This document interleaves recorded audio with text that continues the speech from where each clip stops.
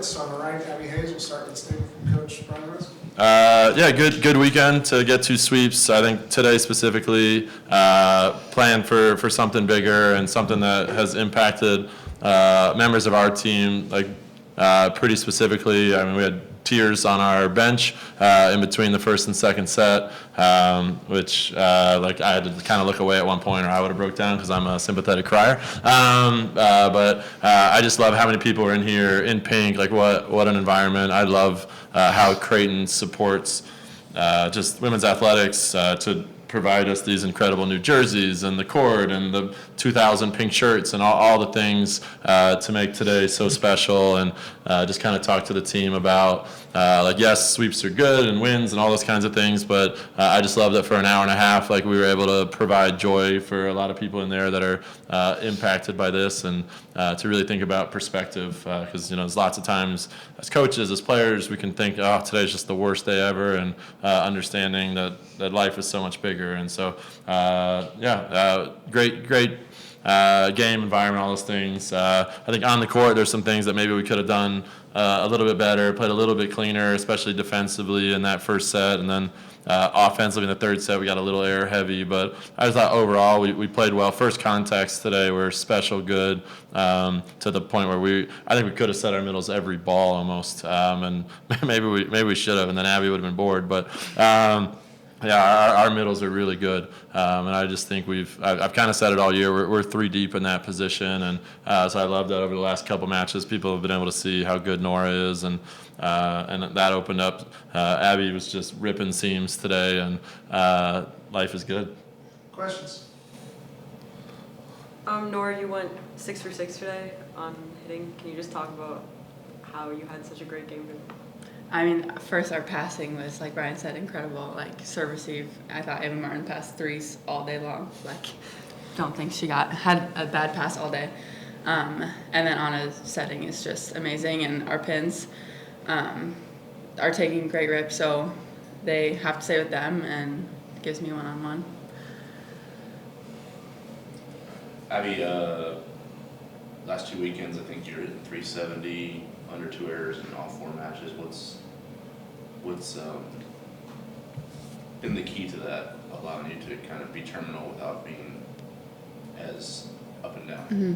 I think my main thing I've been focusing on is just confidence, and I really give a lot of credit to my coaches and team because they've just continued to build me up the whole season so far. So just really believing in myself and just taking more risks. I feel like I'd hold back sometimes in the beginning of the season. So just learning that I can take rips at the ball, even like if it's out of system, in system, whatever it is. So just trusting my abilities. And me and Anna have been working a lot together, and her sets are perfect pretty much every time. So I give a lot of credit to her. And just like Nora was saying, our passing is just getting better and better. So in system and getting in system reps as well, since we're in system all the time, is also really helpful. So I just give a lot of credit to the people around me as well. In the second set, 5 of you guys had 3 kills, and Anna had assists on 14 of the 15. What does it feel like offensively when the setter is that balanced and everybody's pretty much eating at the same time? Yeah, I mean, it's awesome because just knowing everyone around us can put the ball down if we need it. So if someone's struggling, we know that another person can just hold the weight up for them and just go after it. So we have a great offensive team, as the numbers show. So just I think everyone's just getting better and better and trusting Anna more. I feel like the connections are getting better, and just, we're all just taking better rips and becoming more confident every weekend. Could you guys talk a little bit about the first set? I know you got off to kind of a slow start, missed a couple serves, and then came back, and I think like 3 people had aces in the end of that set. So what kind of changed then? Yeah, I thought defensively we weren't very clean in that first set, and again, credit to them for putting us in some uncomfortable positions, and we were hitting 500 and they were hitting like 400 and something. I feel like at that like 12-15 point mark, and some of it was weird balls that were bouncing, that a couple like net drill. I mean, they even ran a 3 that like ran across the entire net, and kind of like I think that one actually went out, but like there were just some plays that were odd, but we kind of talked about as a team that those like the teams and the plays that we have to be more balanced, like more under control, to at least keep those balls alive and allow us to play defense again. Like we have a great block, and so trying to give our team more opportunities for that. So I just thought defensively we were just okay, and they passed really well in that first set too.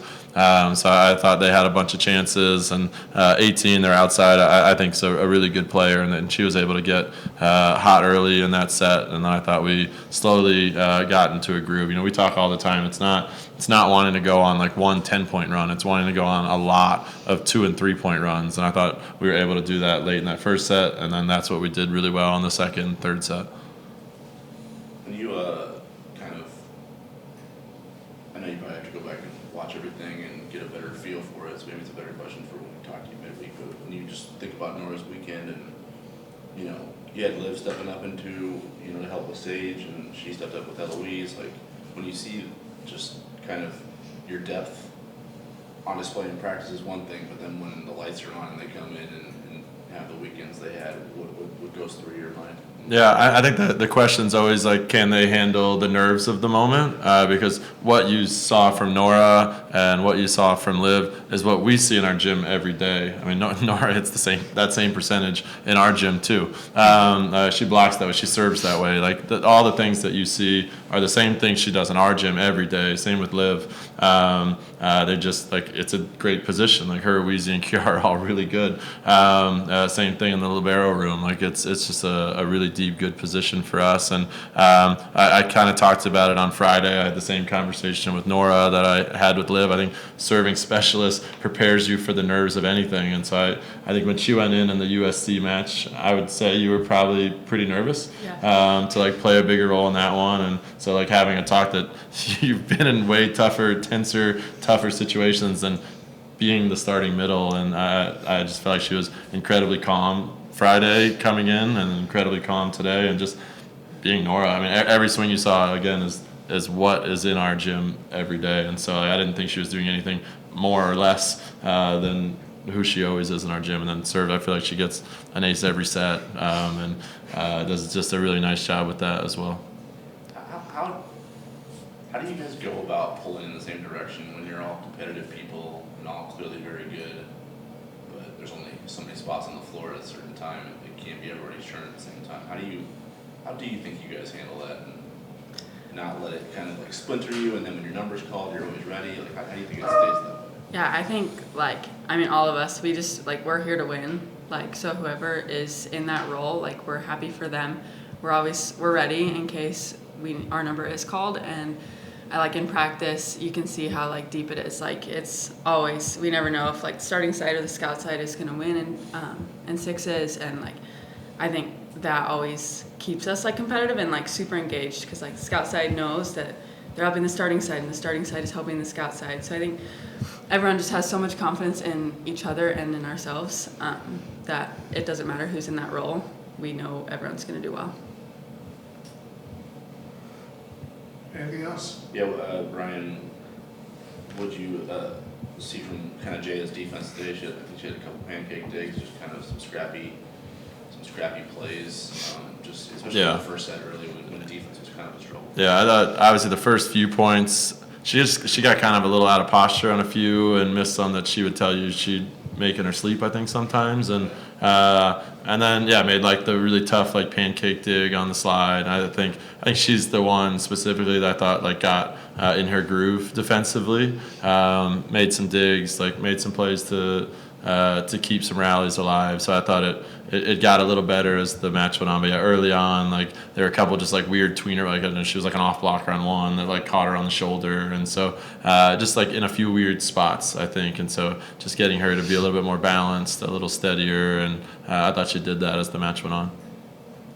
Top 16 reveal was today. The first one, I guess, was today. Mm-hmm. You guys are 10th. I think Austin is where you're assigned at the moment. How do you feel about that in terms of just the resume you put together, and then the position that obviously the committee sees you in at this point in time? Yeah, I mean, obviously it says that we're in a really good place right now, but it's a mid-season kind of barometer right now. So we have to stay really clean. We have 5 top 50 teams in the Big East right now. So like we're gonna get lots of opportunities to build our RPI, and then we're gonna have opportunities for our RPI to drop if we don't do what we're supposed to do. And so we've kind of talked for a while now as a team that like we control our destiny right now. If we want to host NCAA tournament games like here at Sokol, like we've got to stay really clean. Like we've got to keep pushing. So love that we're getting the just got not the respect, but we played a really tough preseason schedule, and even though like maybe the wins and losses didn't go our way, I thought we fought tough with every single one of them, and I think we're getting rewarded for scheduling that way. I think we have like the 4th toughest strength of schedule in the country right now, and so that's great. Kansas is in the top 25 now, so having those 2 wins, and Xavier I think could get possibly in the top 25. Marquette is like right there at 30, and so I'm hoping.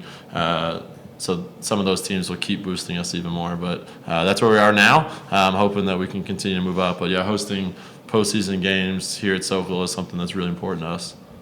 For the players, how do you guys feel about just it's a snapshot, so it can change in either direction. But how do you guys feel about where you guys are currently tracking? Kind of going off Brian said, like it's still like the middle of the season, and we have so much time to just build as a team and build individually and just continue to show what Creighton Volleyball is. I think preseason showed, like you said, we didn't win every game, but it showed that we're just as good as anyone and we can beat anyone. So I think it just personally makes me even more excited about December and like how far we can really go as a team. So, but we still have to focus on Big East and just finish out and play our game.